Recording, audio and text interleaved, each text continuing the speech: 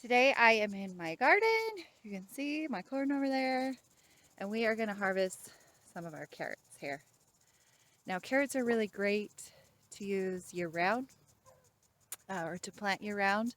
I usually only do one crop of them, plant in the spring and harvest at the end of summer, but you could definitely do a second crop into the fall because they're a great late harvesting crop. So we're going to go through and talk a little bit about these carrots and have ourselves a little carrot harvesting party. All right, so here are my carrot plants. And one of the questions I always get from people is, when do I harvest my carrots? So this is a really nice green plant.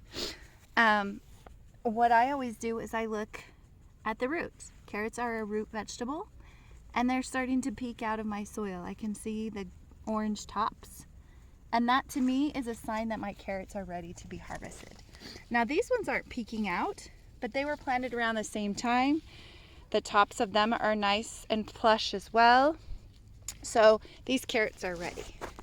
Now another question I get is, why did my carrots go to seed? And that's a question I can't always answer. We planted our crop of carrots here, kind of see it goes all the way down, at the exact same time. But some of them went to seed, and my thought process with this is I did do some transplanting when I thinned my carrots, and I'm thinking that those that were thinned and transplanted are actually the ones that seeded. Which seeded carrots aren't bad.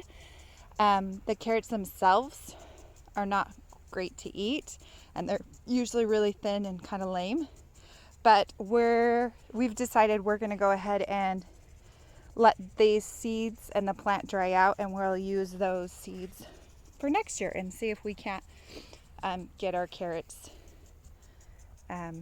get our seed from our actual carrot plant. So that's the difference. This is a plant that's ready to be harvested, and this is one that's gone to seed. All right, so let's go ahead and harvest some carrots.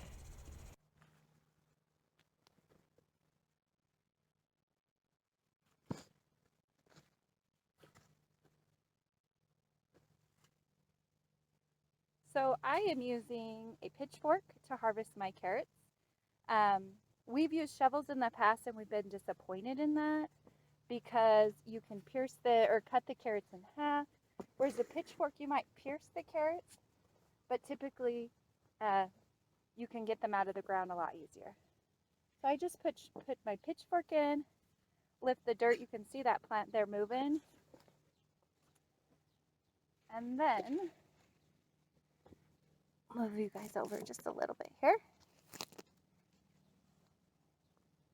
And then I can just really pull my carrots out. Now, you're going to get oddly shaped carrots sometimes. And a lot of times that has more to do with if your carrots were thinned well or not. Because it's like a couple of carrots coming together. But, oh, look at that one. That's a beautiful carrot. Look how pretty that one is. Okay, so those are just 4 carrots. Look, this one's teeny tiny. Not much to it. This one's beautiful. This one has 3 fingers.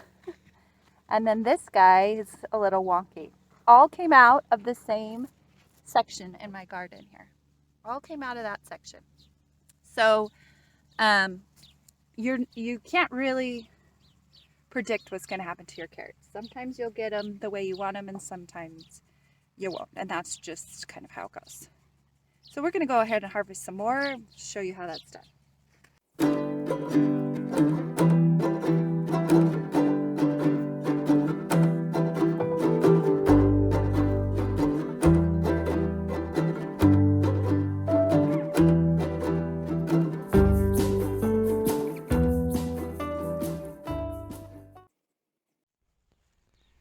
Now once you've actually used the pitchfork to loosen up the dirt, those carrots pop out really easily. And some of my carrots are real big this time. But you can just see they're close enough to each other that they help keep them nice and tall so they're straight carrots. So all of these in this row turned out nice and straight. Look how beautiful those are. Okay. And as we get a little farther down, we've got two that are a little bit wonky, but they're still going to be delicious. And then you get some tiny ones still. Some that maybe could go a little bit longer, but okay. And then these ones down here, I haven't dug up. So they're really in the ground well. And I don't want to keep pulling because that'll just pull the tops off. And I don't want to lose the tops. So I'll use my pitchfork again, go in so that they'll just come out nice and loose like these ones. All right. Here's my harvested batch of carrots. Now carrots are great because you can harvest them when they're ready, or you can leave them in the ground a little bit longer into the fall until you're ready to harvest them. You don't have to harvest them right away. You can let the plant die even a little bit, but I like to harvest them at when they're ripe, at their ripest, I guess. It makes them have really good flavor, and then I can start using them immediately. So you'll see that I've left the tops on all my carrots. We are going to take them up to the house, to the table, and I'm going to show you kind of how I take the tops off and how I store them. You do not want to leave the carrots with the tops on out of the soil very long, or the carrots will become limp. Because what happens is, this is the root. The root is how the nutrients get into the plant, right? So the nutrients from the root go into the plant to try and keep the plant healthy and not wilt, right? So as it starts wilting, it'll start taking the water from the carrot and putting it into the actual stem, and then your carrot will actually get floppy. And you don't want that. You don't want a floppy carrot. So I want to, as soon as I harvest these carrots, I want to take care of them as soon as I can. And so I'll show you how I do that and how I store them for the best peak freshness. All right, I'm here with all of my carrots. Got a big old pile of them. I'm going to show you how I preserve them.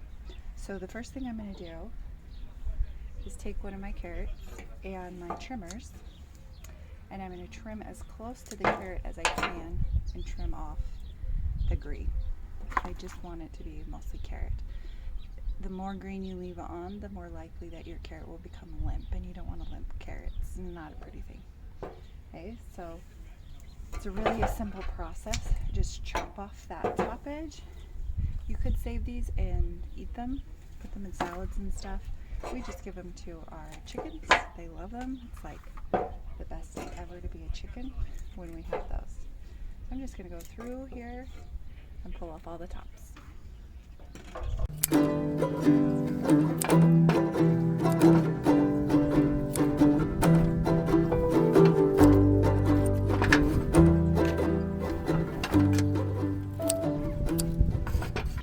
All right, my carrots are all cut.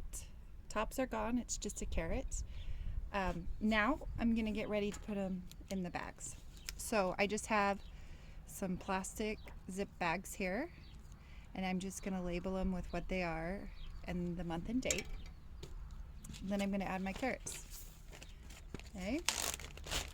Now some people wash them. I haven't had success in washing them. I've actually had them all go limp when I wash them for whatever reason.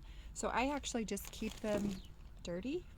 I don't want them like really dirty, so they're like this one has a really big clump of mud on it.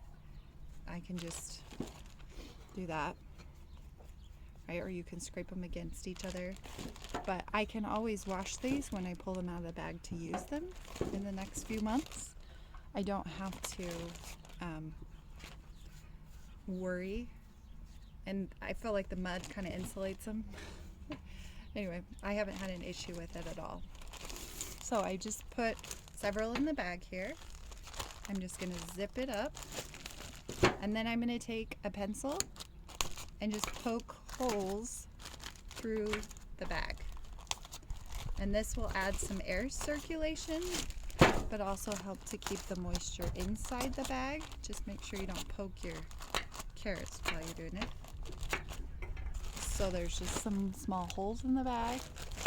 And now I'll just put these carrots in my refrigerator, and they will last me several months. And they'll be super delicious and crisp still.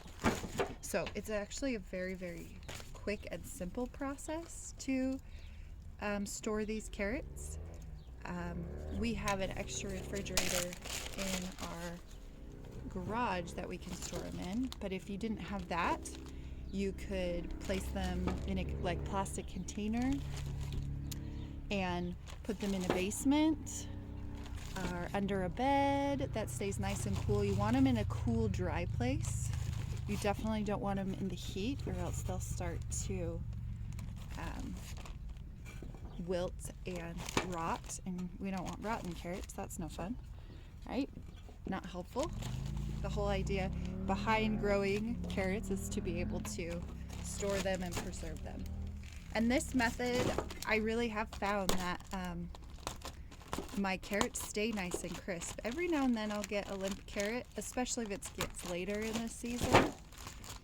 But I haven't had to buy carrots in a long time because they really do last for a while. I'm going to do one more bag here.